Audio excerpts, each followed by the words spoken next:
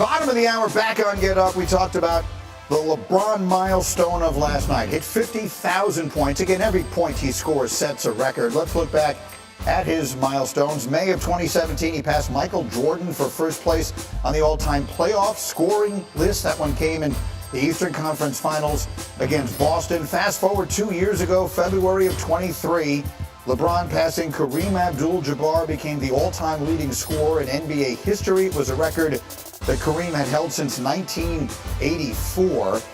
And then, of course, finally last night, LeBron coming into the game against the Pelicans, just needing 1 point to get to 50,000. And so he puts that nice round figure up, and he gets it on his very first shot of the night on a three that he got on a feed from Luka Doncic. So here's the mountaintop of NBA scoring with LeBron at the top. He is now nearly 6,000 points clear of Kareem, over 10,000 points beyond Michael Jordan. For more perspective, the next closest active player is what I meant to say, is Kevin Durant, who is just over 35,000 career points. For all the people who are screaming at the television, yes, we are well aware that LeBron went straight to the NBA out of high school, and all the other names you saw on there played in college. Kareem played 3 years of college because freshmen weren't eligible, but spent 4 years in college. Michael spent 3 years in college. We get all of that. Context is not usually perfect when we talk about sports history. That said, it still tells a story.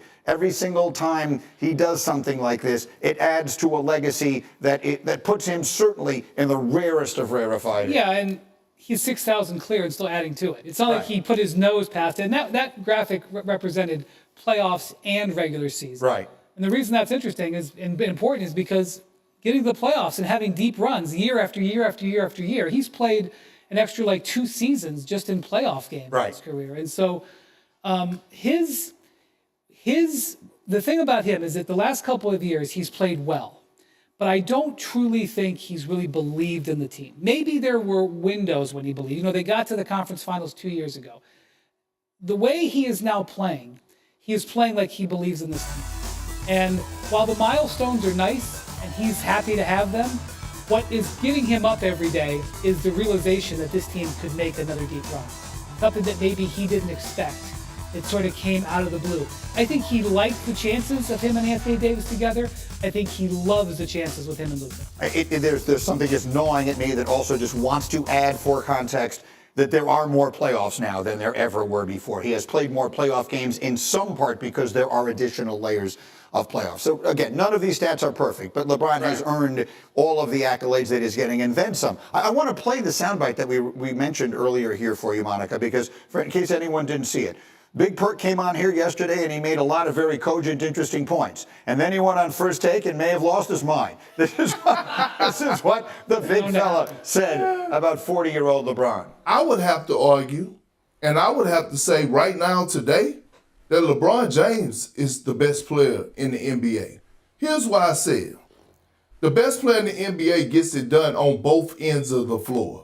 LeBron James is getting it done at the age of 40 on both ends of the floor at a high level.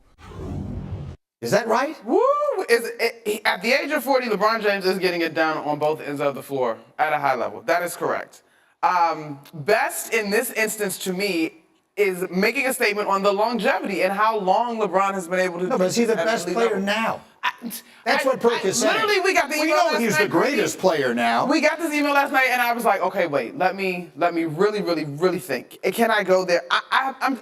If you had to put them in an imaginary Space Jam one-on-one, whoever you think is the best, I do wonder if all the mileage catches up to LeBron at this point, and so I'm hesitant to move off of some of the MVP candidates. That is, no. So the MVP is done. That's a different conversation. SGA is going to be the MVP. Here's the question I'm asking you. Tell me. If I said you could have any one active player right now on your team to make this year's playoff run, you could just pick any player who's currently playing right now and say, I want that guy on my team to try and win a championship with. Would your first pick be LeBron? No. I'm still going SGA. The point that she's sitting there thinking about it and that we can have a discussion is what Perk's point is that, believe it or not, it's a discussion. Yeah, it's definitely a discussion. It irritates me how much of the country at large is ignoring the Thunder, who are 50-11 and have the best defense in the league by a country mile, and Shea is one of the best defensive players at the point guard position in the league, and is averaging 34 points or something, and is doing it incredibly efficiently, and does it at both ends. I can't. I just He's the best player, is what you're saying. I just cannot accept people not acknowledging how good Shea has been, and so therefore I cannot agree with Kirk. However, he has a point. It's not a ridiculous position. Okay, so there's that. So we've got.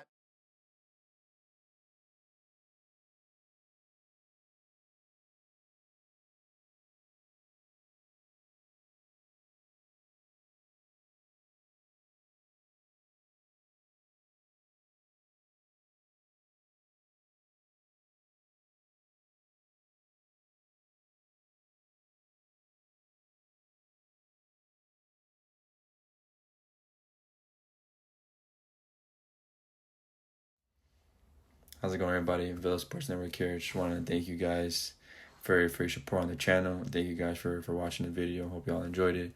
Also want to kind of remind you to don't forget to leave a like on the video, subscribe to the channel, and leave a comment on the video if you like as well.